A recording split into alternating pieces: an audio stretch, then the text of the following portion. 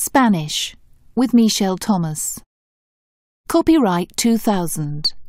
In the content, Michel Thomas. In the recording, Hodder and Stoughton. Recording 1. You're just about to experience a new and different approach to learning and to language learning that will give you the practical and functional use within 10 to 12 hours of learning time. All this is achieved and will be achieved without memorizing, which means there's never anything to memorize, without learning by rote, without drill, without textbooks, without taking notes, and without homework, without any mental homework.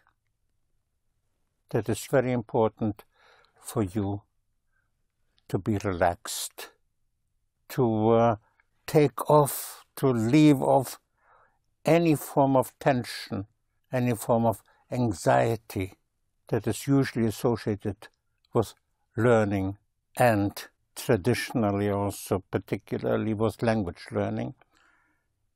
And any form of anxiety, any form of tension inhibits true and effective learning.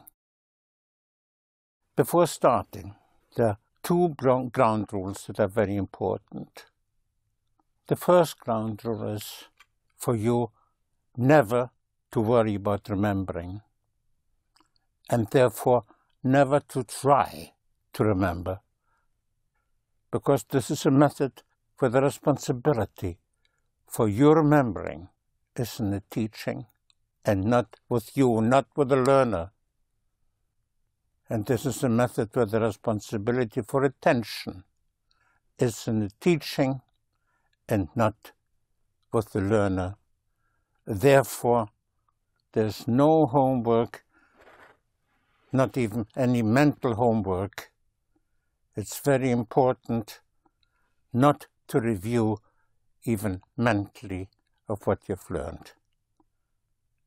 Let it be absorbed and internalized to become knowledge.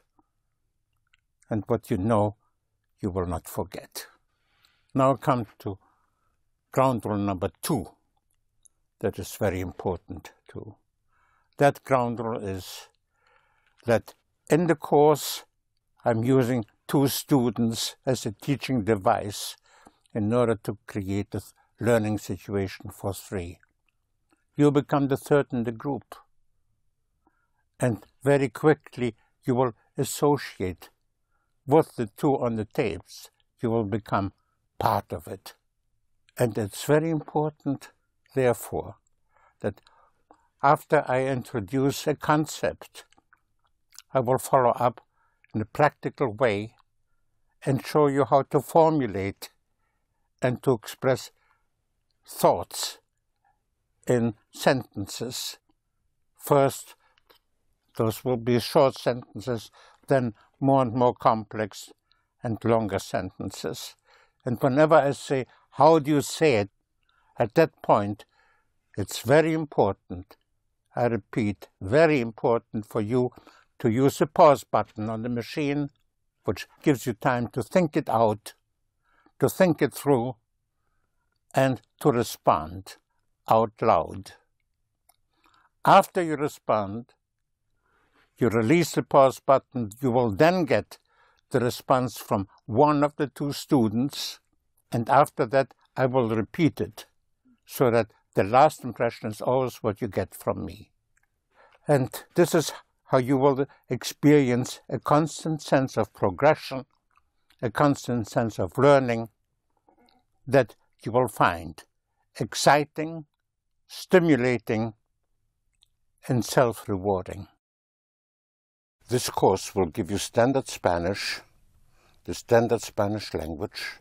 There's a slight difference in pronunciation with so-called Castilian Spanish and the pronunciation in parts of Spain, where the C in front of an E or I is pronounced like a TH in English, like in Barcelona. Well, that's how you will pronounce it in Castilian Spanish in parts of Spain, but everywhere else it will be pronounced Barcelona, like an S. So again, the C before E and I, and also the Z or the Z, which is pronounced like a TH. If you want to say you are right in Spanish, you say you have reason. The word for reason, spelled R-A-Z or Z-O-N, in Castilian Spanish will be pronounced razón, otherwise razón. So it's a very, very slight pronunciation difference.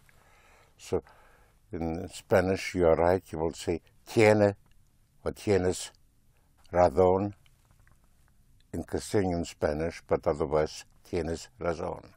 With heart is corazón, C-O-R-A-Z or Z-O-N. In Castilian Spanish, corazón, otherwise corazón. This is the only slight difference. I do point it out in the beginning of the course.